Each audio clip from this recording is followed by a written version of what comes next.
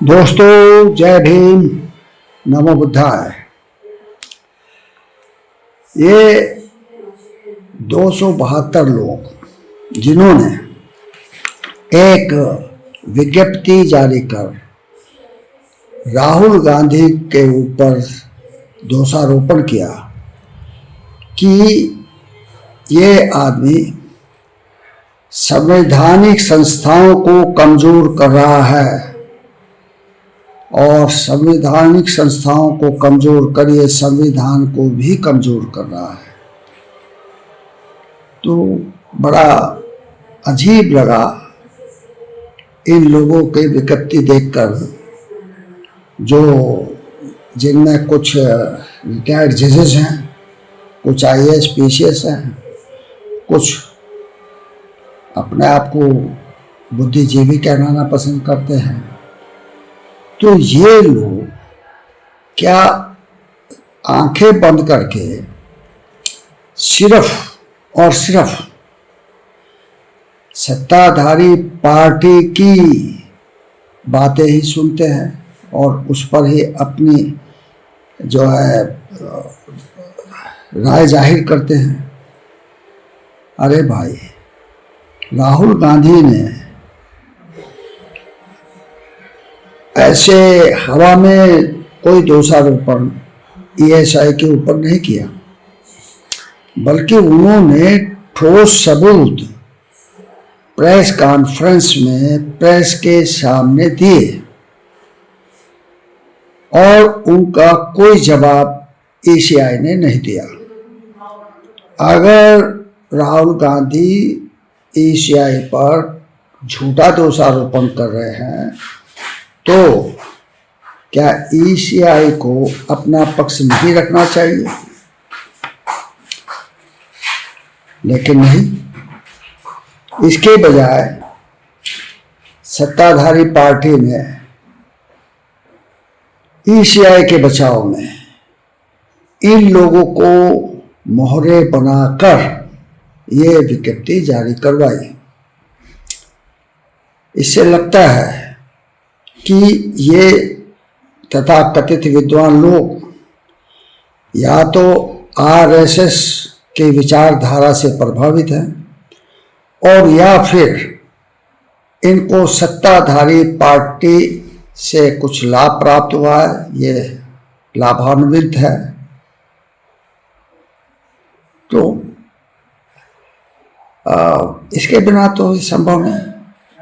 अब जजेस हमारे यहाँ कैसे होते हैं ये देखिए। एक जज ने तो ये कहा कि मोर से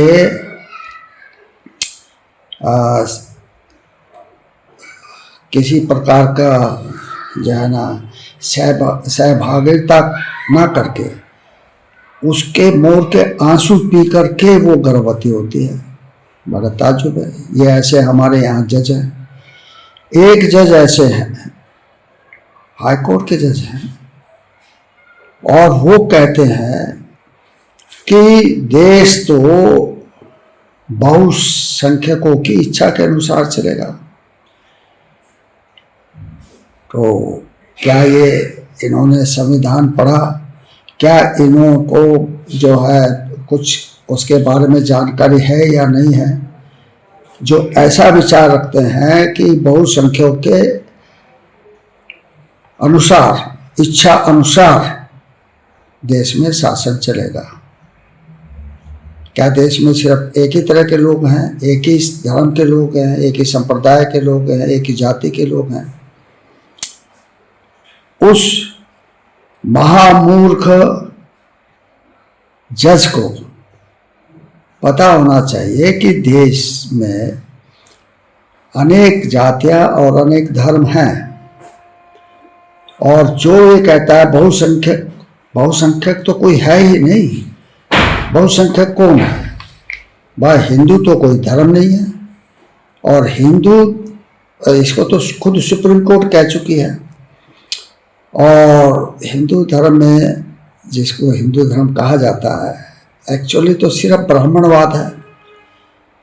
तो उसमें भी 4 वर्ण है, और इसके अलावा जो है आदिवासी भी यहाँ पर हैं, क्रिश्चियन भी यहाँ पर हैं, सिख भी यहाँ पर हैं, बौद्ध भी यहाँ पर हैं और मुसलमान भी यहाँ पर हैं, जो करोड़ों की संख्या में हैं। ऐसे नहीं कि 10, 20 या 50 लोगों की संख्या है, या 100, 200 या 1000, 1200, 1500 लोगों की संख्या है। तो ये कैसे कह सकता है एक जज कि सब देश तो बहुसंख्यकों की इच्छा के अनुसार चलेगा। एक और जज हाईकोर्ट के, उन्होंने इस्तीफा देकर दिया और तत्काल भाजपा में शामिल हो गए। क्या ऐसा नहीं लगता कि ये लोग या तो आरएसएस की विचारधारा से प्रभावित है या फिर ये लाभार्थी हैं, सरकार से इन्होंने लाभ प्राप्त किया है। उसके बिना तो ये नहीं हो सकता कि ये इस तरह का बयान दें। राहुल गांधी ने साबित किया कि हरियाणा के चुनाव में एक विदेशी महिला को वोटर बनाया गया और उस महिला ने बाकायदा 22 जगह वोट दिया। क्या इन अकल के अंधों को ये चीज़ नहीं दिखाई देती? जो हमारे प्रधानमंत्री हैं नरेंद्र मोदी, वो इस देश में रूस और चीन की तरह के जो है शासन व्यवस्था चाहते हैं, जिसमें सिर्फ एक ही पार्टी का शासन हो, किसी और दूसरी पार्टी का नहीं।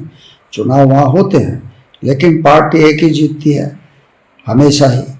तो क्या ऐसा ही जो है नरेंद्र मोदी या फिर क्या कहते हैं जो है अमित शाह चाहते हैं? नरेंद्र मोदी के आने के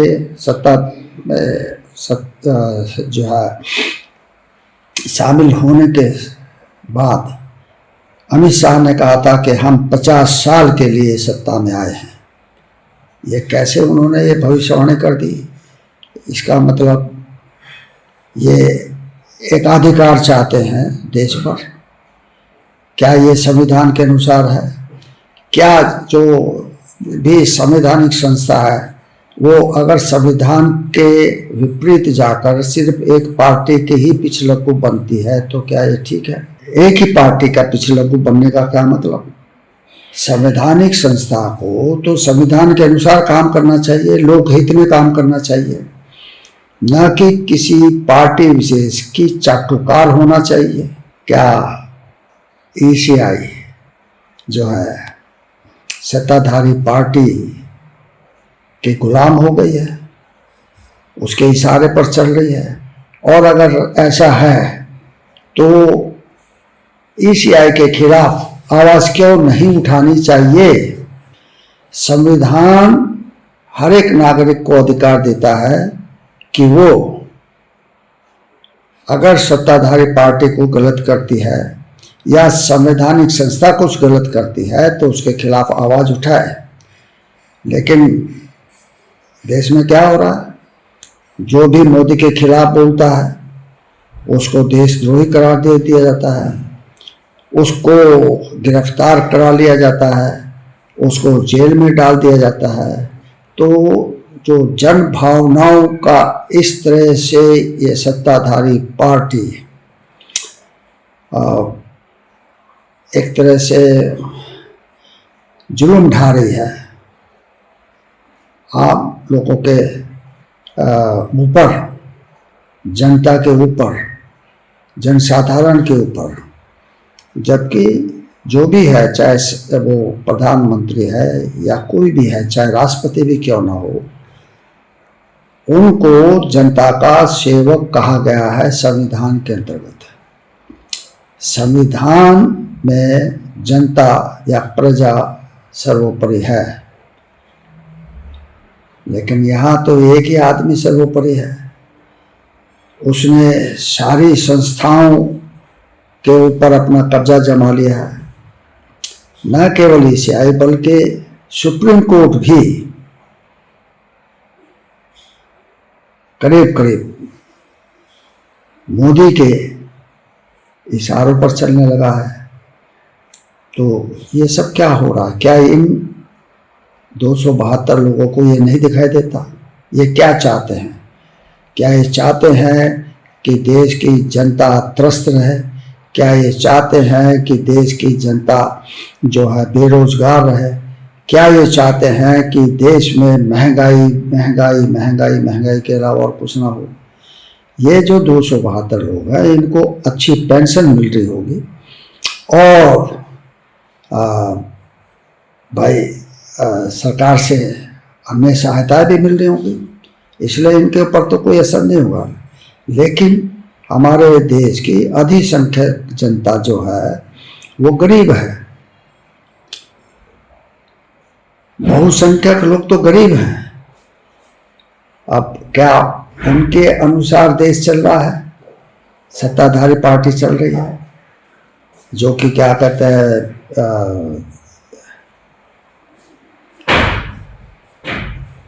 एक जज ने कहा एक सभा में सार्वजनिक रूप से, बहुसंख्यक के अनुसार चलना चाहिए।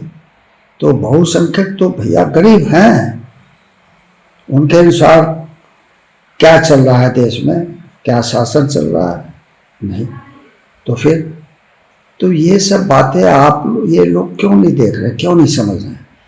भाई राहुल गांधी ने क्या अपराध कर दिया? वो क्या गलत कर रहा है? वो सिर्फ लोगों को सावधान कर रहा है, लोगों को बता रहा है कि किस प्रकार एक संवैधानिक संस्था सत्ता की दलाली कर रही है, सत्ता के इशारों पर नाच रही है, सत्ता के अनुसार काम कर रही है। तो क्या ये ठीक है? बहुत ही अफसोस होता है ऐसे लोगों पर जो आंखें होते हुए भी अंधे बने हुए हैं, कान होते हुए भी बहरे हुए हैं, जिनका मुंह अगर खुलता है तो सिर्फ सत्ताधारी पार्टी के समर्थन में, आम लोगों के समर्थन में नहीं, गरीब लोगों के समर्थन में नहीं, जनमानस के समर्थन में नहीं। तो क्या ऐसे लोग धिक्कार के पात्र नहीं है? जय भीम, नमो बुद्धाय।